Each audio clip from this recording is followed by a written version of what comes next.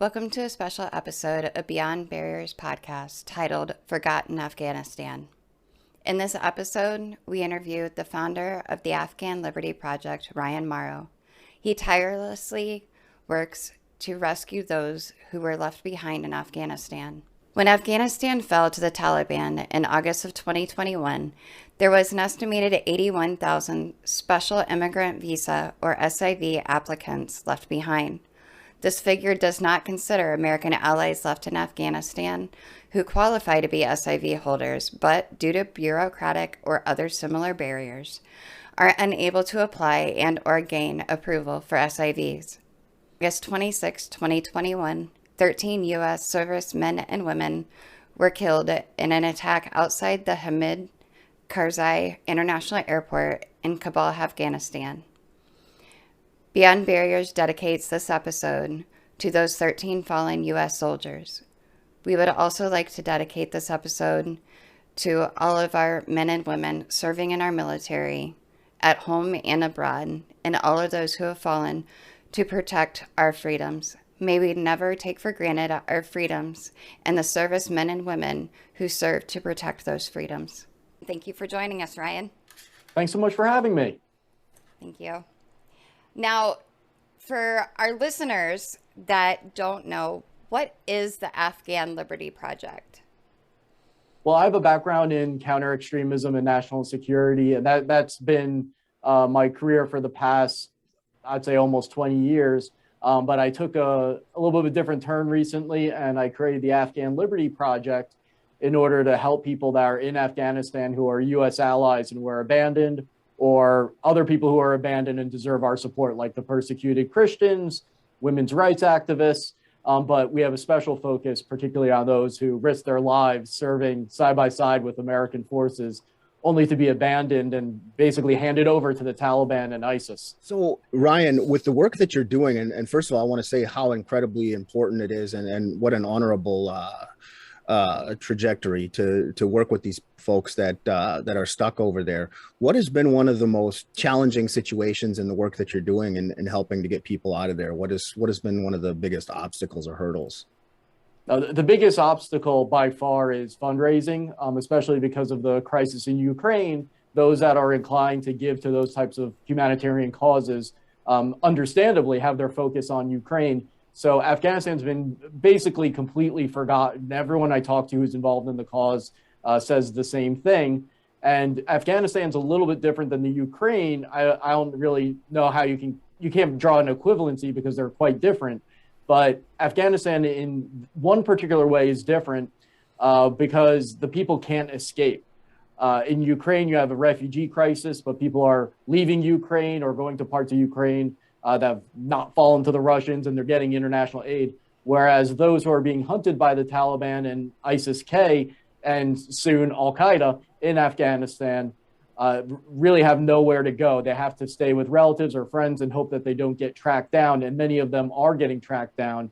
And so the big problem of fundraising comes in because you have to pay for evacuations. You have to pay for food to be delivered because someone's scared to go outside, pay for rent and things like that. And the most painful part is when we run out of funding and having to tell that to an Afghan who's dependent upon it. They're so appreciative for every little bit you give, but that doesn't make it any easier when you have to actually say to them, I'm sorry, but I can't provide the food for your kids for this month or maybe ever again. And that's easily the worst part of all this. You brought up a really good point, as a lot of people, I think, have it in their minds that we give funds, you guys get the people out, and it ends there. But as you know, it doesn't end there, because once you have been able to, if you've been able to, get these individuals either back stateside where they're supposed to be, or they're refugees and you're able to get them to a safe space, they're not employed. They aren't able to provide still for their family. Can you walk our listeners a little bit through like what that looks like? And you mentioned it there, like as far as continuing support. Can you explain to them this? It doesn't end once the initial process has started. Right. That's a good point. So on the one hand, you have people that are in Afghanistan and desperately need to get out, and they're being hunted. But they also have family members and friends there. The territory is familiar to them, and familiarity is very important if you're trying to survive. So on the one hand, it seems like an easy yes to anyone who can be evacuated to just anywhere. But you have to think about how difficult it is when you're brought somewhere where you don't know anyone, you probably don't speak the language, you don't know how to get a job. And so for some Afghans that have evacuation opportunities, the lack of support after being taken out of the country leads them to stay in Afghanistan because at least they know where to hide. At least they have a friend to talk to. There's something. But if you're going to just drop someone off in some country and say, all right, well, now make it on your own, for many of them, they'd rather take their chances with having the Taliban or ISIS-K hunting them because, hey, they haven't succeeded in finding me yet. So that's kind of the attitude. So you have to, when you do these evacuations, you have to think about, well, what's the next step? And so you have to either provide additional support so someone can resettle and hope that they get a job and can support themselves as quickly as possible, or you have to connect them with other humanitarian aid organizations that are set up for resettlement type operations. So as far as like, and I think this is good for the listeners to know as well, like you were mentioning how refugees are leaving the Ukraine. As far as Afghanistan goes, are the Taliban and the government there specifically, are they shutting down the borders? Or is there not the ability to cross for a lot of these people to get out to another country? Is that part of the process or what's going on with that? Do you know? Yeah, there still are opportunities to leave illegally. That's really what the Taliban is trying to crack down on is the illegal crossings. They will interfere with people trying to get passports. You show up to an office. If you're a wanted person, it's possible that you're going to get arrested. It's also possible you won't. Really, any time you interact with a government body, it poses a risk. So I would say it's not that they're shutting borders altogether. They're focusing on the illegal crossings mainly. But then those that are trying to leave legally, there's all sorts of different ways that you can be caught in the process by the Taliban or just caught up in an ISIS bombing if you're in a certain area where they're setting off lots of bombs. And I've got to tell you, ISIS is really growing quickly. It's kind of the big underreported story here, where when you talk to people, they say, yeah, I understand Afghanistan is hell, but because it's hell, I don't want to be involved in it anymore. I've got news for you. The U.S. is going to be back in there because ISIS is growing so quickly. And that's because you have all this expertise available. And if you have to feed your kids, you're going to make some really awful decisions in order to feed your kids. And so you have all this expertise and weapons there. And as ISIS grows in Afghanistan, from the point of view of their constituency, they're fulfilling end times prophecy because they'll cite this prophecy saying that an army with black flags is going to rise from the area of Khorasan, which is partially Iran, but mostly Afghanistan. So ISIS can speak with some credibility when they talk to people with that type of mindset and say, look, you know that prophecy that you've heard about your whole life? We have the black flags. We're rising in Khorasan in Afghanistan. And so you could see lightning quick recruitment on the part of ISIS as soon as it becomes apparent that they're seizing territory. They haven't actually seized territory yet in Afghanistan, but when they do, we're going to go right back to where we were before, where you had this whole wave of radicalization in the United States because ISIS declared a caliphate. It might even be worse this time because actually another part of the prophecies is that they'll start losing, that they'll actually rise up in the Middle East and then start losing, and then they have a comeback. So they can even point to their losses as the fulfillment of prophecy and saying, look, just like the prophecy said, we're coming back and we're coming from Afghanistan. Wow. And you mentioned Al-Qaeda as well. So is that your intelligence sources is that popping back up on the radar too now that they're reorganizing there and coming back?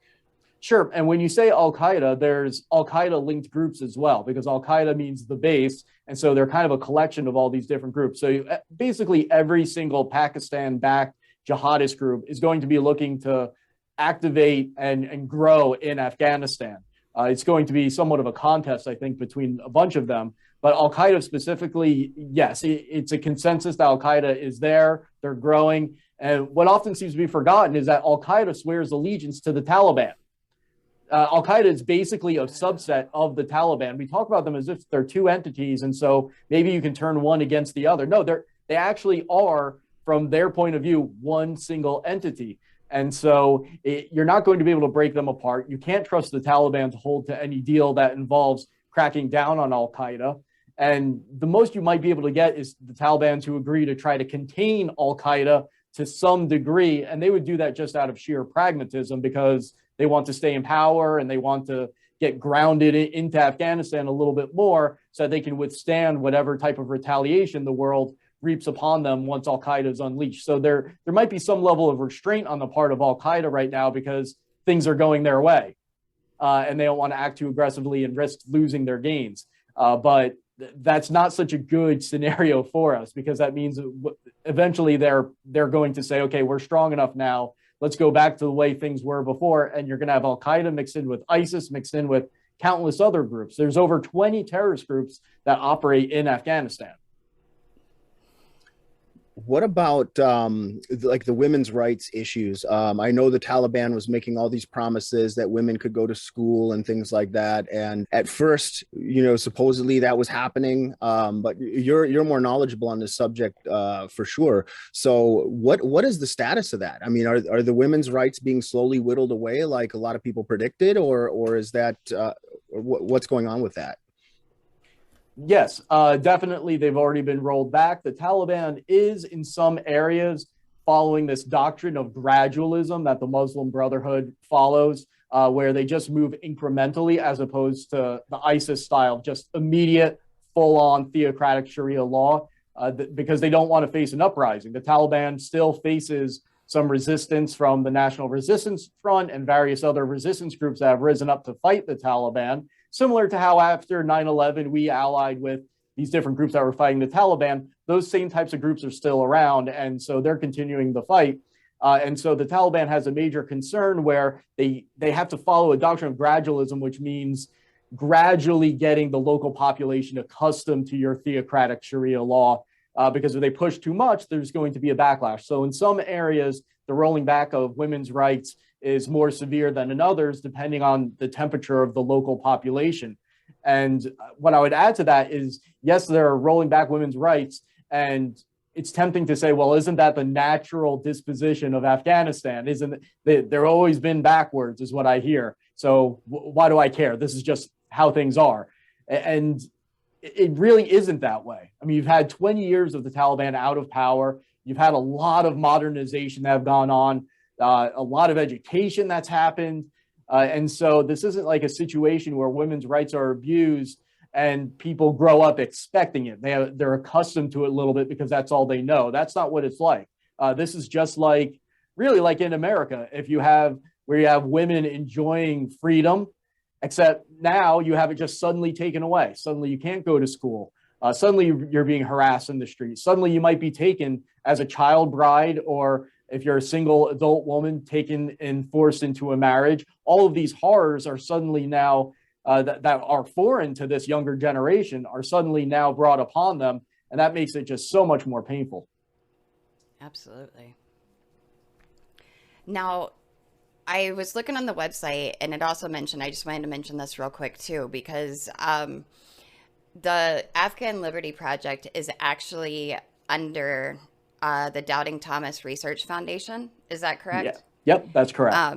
It's an arm of that. And then real quick, and I'm not going to spend much time on it, I just wanted to let people know what the Doubting Thomas Research Foundation was in addition to it, because I think both of these are very, very good things to have, especially the Afghan Liberty Project, because like you said, it seems like almost forever since it happened, and it hasn't been. It's been very small, minute time since it happened. And, attention needs to be brought to it, because we cannot forget, because that's how history repeats itself, is when we do forget and when we don't, see these things. But just for a quick second, can you let people know what the Doubting Thomas Research Foundation also is? Sure. So that's kind of the umbrella organization for now. We're setting up a new nonprofit for the Afghan Liberty Project and similar humanitarian efforts. But for now, it's a wing of the Doubting Thomas Research Foundation, which is completely different in terms of its focus. It focuses on researching biblical history and the degree to which you can reconcile it with history, archaeology, and science, and those type of modern understandings. So we've done a lot of work in the Middle East doing archaeological type research related to the story of Moses and the Exodus, and where it kind of does dovetail a bit with the topics of extremism and humanitarian crisis is that it's very good for interfaith unity because there is so much that's shared between Judaism and Christianity and Islam that when you're doing things like gathering evidence that the story of Moses and the Exodus is historically accurate, it does kind of bring together the three faiths in a way that it didn't before, even in places like Saudi Arabia, which is our primary focus. Awesome.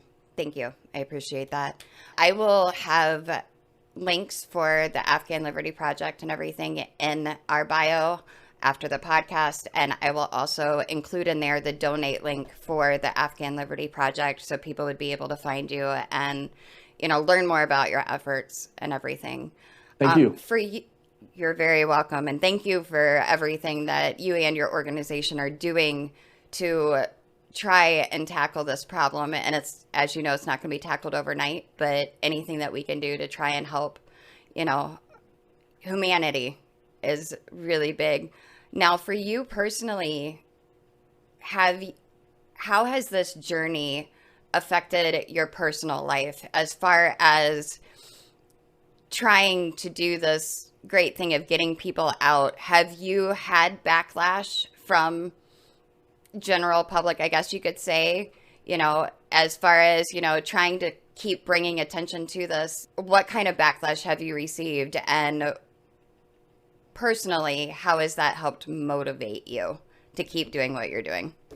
I would say the two forms of backlash that I get is first this type of nativism that says, well, you shouldn't help any foreigners. You should only help Americans, America first, to a totally extreme degree, not the typical, when people typically say America first, they don't mean it to this extreme.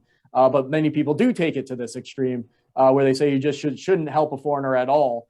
And I just disagree. There are certainly people helping the United States, certainly. But they're not being hunted by the Taliban and ISIS and living on the street and hiding in cemeteries and wells. And if you have an opportunity to help people that are hiding from the Taliban and ISIS, I think you have a moral obligation to do so. You also have a moral obligation to help out your neighbor in the United States or Canada or wherever, and just do the most you can.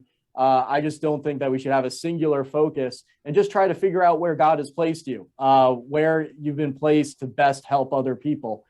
The other form of backlash is a little bit more reasonable, where people say, well, how do you know that you're not helping secret extremists, which is an argument you can deploy, again, when in any situation where you're teaming up with people overseas. But we do collect the documentation on everybody. There is an extensive vetting process that we put them through. And just for their types of communications with us, they could be killed. So it doesn't make a lot of sense for them to be a secret jihadist and then do something like say, oh, I converted to Christianity and here's a picture of a cross and here's the pictures of the churches I went to, because that's just going to end up getting them killed.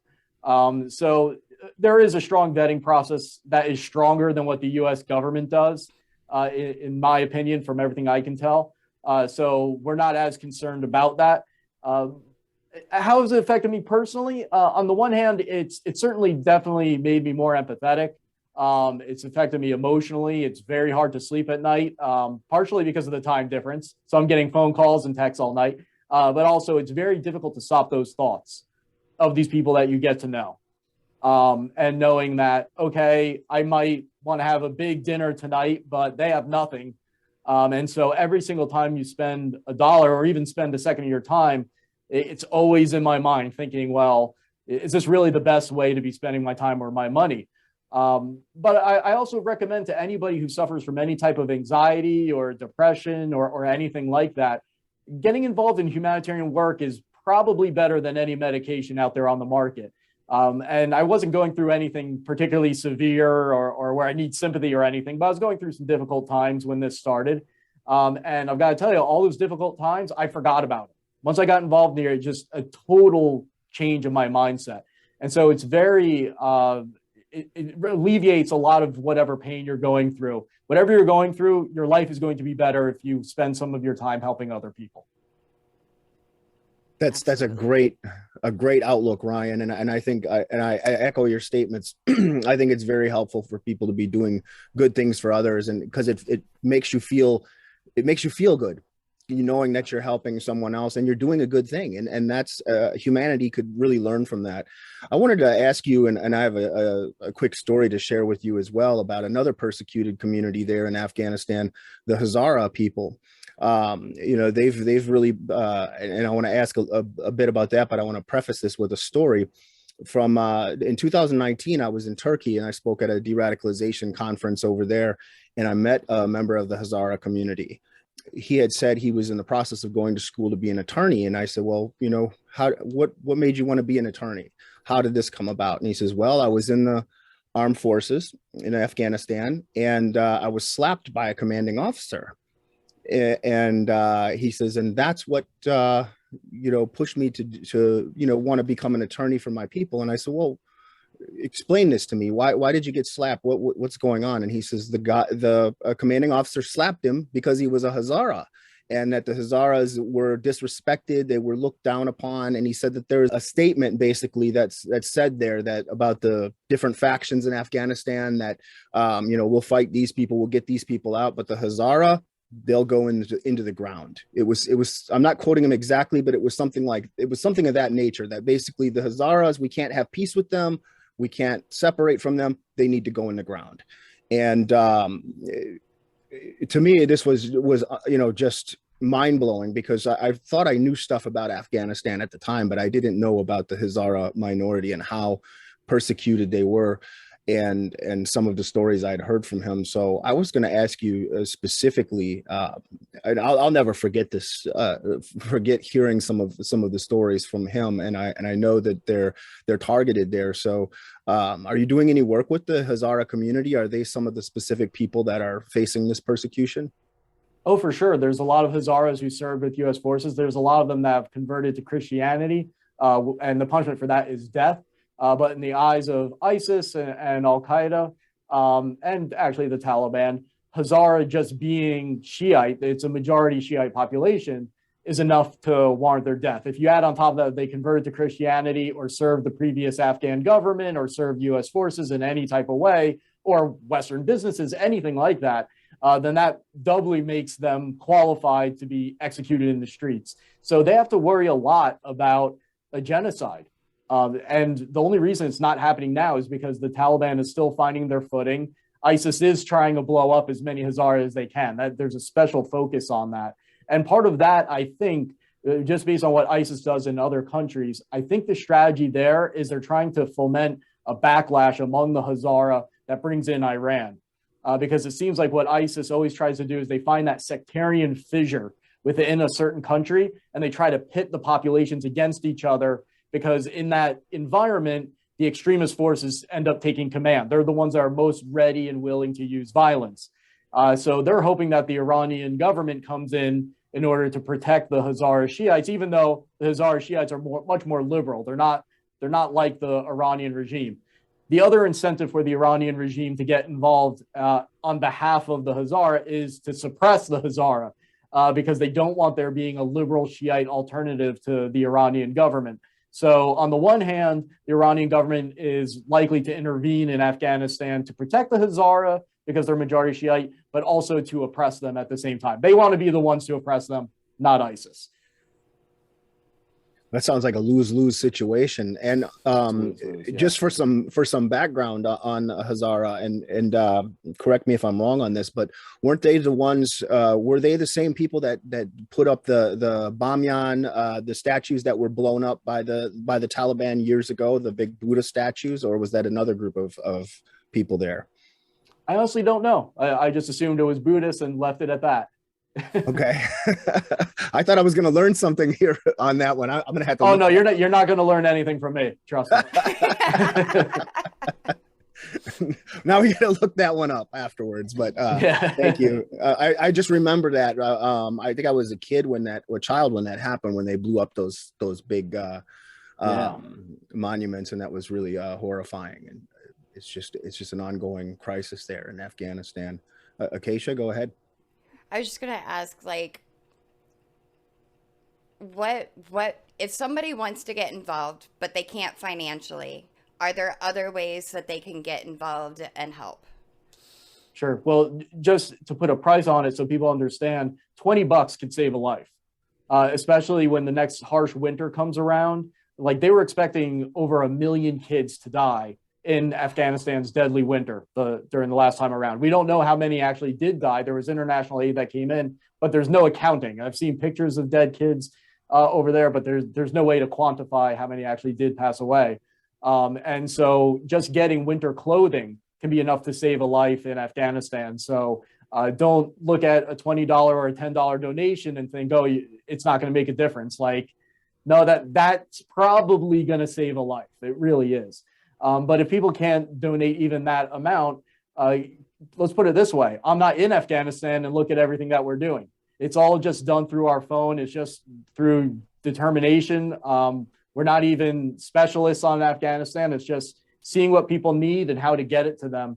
And we always need more hands for that, more hands to handle the lines of communication and help with fundraising, help with social media promotion. Anything that gets our cause out in front of people so that they see it is a huge help, because maybe someone didn't donate $20, but now they got a promotional ad in front of people that then donate $20 or $40. It's really a numbers game.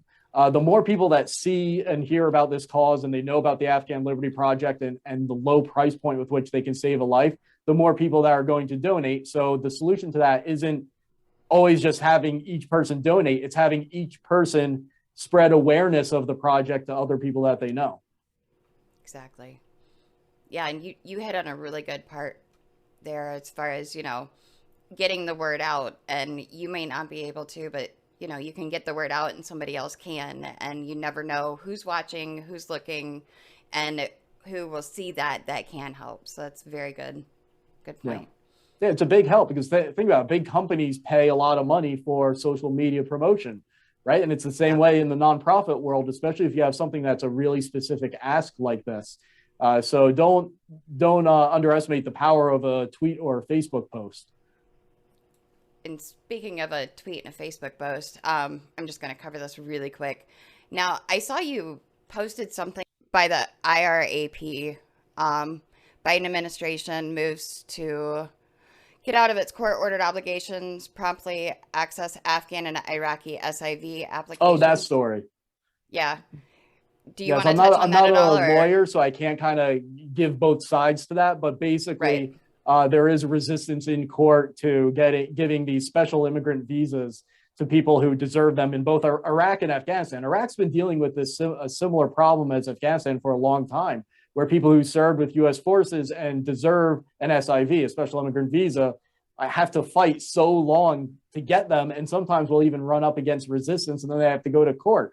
Whereas it should be much easier for people who you trust to come to America if they put their lives on the line for American interests. If it was a question of vetting, I would totally understand it. But it's not really a question of vetting where they say, oh, we need time to go through your social media, find out what type of preachers you listen to, or anything like that. There's no broad ideological vetting that's going on at all. So we know it's not that. It's just bureaucracy, really. That's what it comes down to. Bureaucracy is the reason that Afghans and Iraqis who serve U.S. forces and want to come pursue the American dream are unable to. See, and that to me is horrendous, because in both of those cases, or any of those cases where the United States is engaged in these wars, those people, their lives are literally at risk, beyond at risk. I mean, their lives are on the line because they put their lives on the line for the U.S. and now, they're having to jump through all these hurdles. And I don't understand it. I think that, our government's not perfect, that's for sure. And we've got open borders in different areas and things like that. But these people deserve that citizenship. They put their lives literally on the line for this country, and there should not be those kind of roadblocks in the way. I think it's horrendous. Yeah, there's over 100,000 SIVs reportedly still in Afghanistan. If you're going to ditch a country in the middle of a war and you're going to ditch your allies, at least evacuate them. We didn't do that. I'm sorry, how many did you say? Oh, 100,000. Unbelievable. And that doesn't include the persecuted Christians, the women's rights activists, people who, not everybody qualifies for an SIV, who have done things like fight for progressive causes or indirectly helped U.S. forces.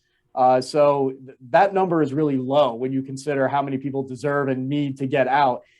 If you're going to leave, at least evacuate the people who are going to get slaughtered, as many of them as you can, or better yet, come up with some type of safe zone. That's what I've been arguing for. There needs to be some type of safe zone in Afghanistan, maybe in the Panjshir area where they're really resisting the Taliban, so that people can flee to some area of Afghanistan that is secure and relatively free.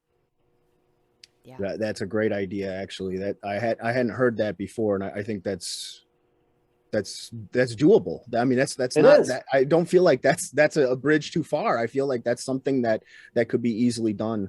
Yes, it wouldn't be that hard to implement, especially when you already have people fighting the Taliban. So we're not talking about an invasion or anything like that. It would just be helping the people who are fighting the Taliban complete your common objectives. Because realistically, we know that we're going to end up back in Afghanistan. I see no scenario long-term where we don't. Either we're going to go in order to preempt the terrorist threat, or we're going to be forced to go in after lots and lots of Americans die on American soil. And you're going to want to have a strong ally in Afghanistan. You're going to want to have a starting point. You're going to want to have an initial safe zone with which to strike them back from. Yeah. And really, if you think about it, how is helping them have a safe zone, even if we don't, not putting boots on the ground, any different than Ukraine? Any different than sending billions of dollars to Ukraine? It's like you said, we're not invading Afghanistan. We're not putting boots on the ground. We're just helping them have a safe zone for these people to go to. So use the Ukraine model. I mean, imagine just a tiny portion of what went to Ukraine. If that went to Afghanistan, how different it would be, because the Taliban are a bunch of clowns. They aren't like this elite fighting force. They're not the Russians. As soon as they have one loss, they're just going to start crumbling because it's all about momentum. And as soon as the opposition to the Taliban has the momentum and they have one clear victory, you're going to see people swarming to join them, and you're going to have people defecting from the Taliban very rapidly. So I don't view this as that difficult of a situation to address, which makes it all the more frustrating. Can't even imagine. I would just emphasize that the Afghan people the majority of them really are pro-American. When you talk to, especially among those that we want to evacuate, they love America despite of even what we've done. I mean, I'd be very bitter if I was in their position, but so far none of them have said anything anti-American to me. They're disappointed, but to them, America is so great that even America can do something like drop them and abandon them to the Taliban. But at its core, they still understand that America is a wonderful country that stands for certain ideals that they have. And they understand that America is flawed, and they just see this as an inevitable flaw in an amazing country. So they really inspire me. But what also inspires me are the daily miracles on the ground. There are things that happen that you're like, how did that happen to save that life? Like, for example, there were 2 families that we were aware of in our safe houses. Now, keep in mind, we've had probably 20,000 emails at this point from different Afghans asking for help. So only a tiny bit go into our safe houses and receive care from us. And of that very tiny amount, there is a situation where there were 2 families that were basically telling us about how his family members were blown up. And we started noticing that their stories were really familiar. And it took us some months to realize this, but the one was saying, yeah, my sister, I believe she was killed. I haven't seen her for 6 years. And then the other one was saying, I believe that these members of my family were killed. I haven't seen them for 6 years. And then we realized, no, they're actually both alive, and we reunited them. And you're like, how does that happen? What are the odds of that? And there's just stories like that constantly. And I think anyone who gets involved in these types of humanitarian causes are going to have crazy stories like that, where you say, the odds of that are just so stunning that you have to call it a miracle. It defies chance. Right. That's awesome. Yeah. So the things like that, I think, that's the kind of stories that I think like the news media should be focusing on, and focus on things like that, because it gives people hope. It gives people, it's inspiring, and I think it encourages people to get involved, and that's really, that's what this episode is all about. It's Memorial Day. We want to encourage people to get out there and get active and involved in something. And this is a wonderful cause. It's something where anyone can help. Like Ryan said, $20 can save a life. I mean, that's incredible. And if you don't have that, you can promote the cause on the internet, through Facebook, Twitter, etc. What your social media. There's so much. Anybody can do something, and you really should. Thank you. The other element, since it's Memorial Day, that I would mention is that most of the people that we're helping are friends, to the point of almost being family, with veterans, people who served in Afghanistan. So there'll be people who served in Afghanistan asking us to help out someone that they served with, that they consider to be like a brother in arms. And we're certainly happy to do it. So this is a way of helping the vets. And the other one thing that I really didn't expect, that really did bother me when this started, I just failed to appreciate the severity of the PTSD that a lot of veterans have suffered from serving in Afghanistan, but then seeing what they fought for go away, or feeling like what they fought for went away. Hearing about their Afghan friends that are being killed, are living homeless on the streets. And so hearing those stories is really painful. That's one of those things that at least I know I didn't quite anticipate the power of. Absolutely. Now, what about Ryan? What about like the American soldiers that died during the kind of botched pullout there? Do you have any thoughts on that, or are you in touch with any of the families or anything that? Not of those 13, but I mean, obviously they're heroes. Every single time someone goes into a situation like that, some patriot goes in there, they know that they might have to pay the ultimate price. And it's amazing how they're able to do that with a smile on their face, because they believe so strongly that they're protecting America and protecting other people who embrace the ideals of America, because the U.S. is so much more than just a piece of territory and a successful, powerful country. There's something that unites us and bonds us with others that take up the same ideals overseas and team up with us in order to promote them. It's about being the shining city upon a hill. And so having people out there willing to defend you is something that we all really need to appreciate and think about more, and think creatively about how to help. If they're your neighbor, how can you help them? Can you babysit their kids or something so that they can go out and have a nice night? Just, there's all sorts of little things that you can do that are so meaningful. It's not always just about donating or saying thank you for your service or anything like that. There are lots of substantive things that you can do to show your appreciation. I think that's more important than just saying something or donating. Absolutely.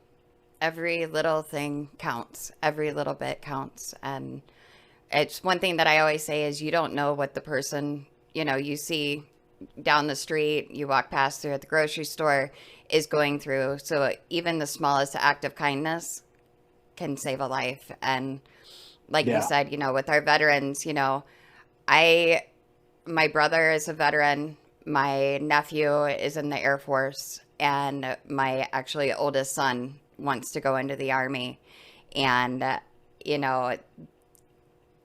all I can remember a lot of times is like, with all the civil unrest going on right now in the United States and the back and forth. And even though with a lot of the polarity going on and everything, we are still a united people in many, many ways. And that's, Jeff mentioned it too, and you mentioned it about hope and clinging on to hope and seeing these people bounce back and being able to be reunited through your efforts and not even realizing it gives hope. And that's, hope is a small thing, yet a very big thing. So I appreciate your efforts and the efforts of, your community and your organization to continue this. And thank you for giving people hope. Well, thank you so much for having me on and giving me an opportunity to tell people about the other side of Afghanistan, besides just all the doom and gloom. There are things that are encouraging still happening there. And there are plenty of opportunities for everyone to make a difference. And when you do that, you're not just doing the right thing, but you're also helping to protect the United States.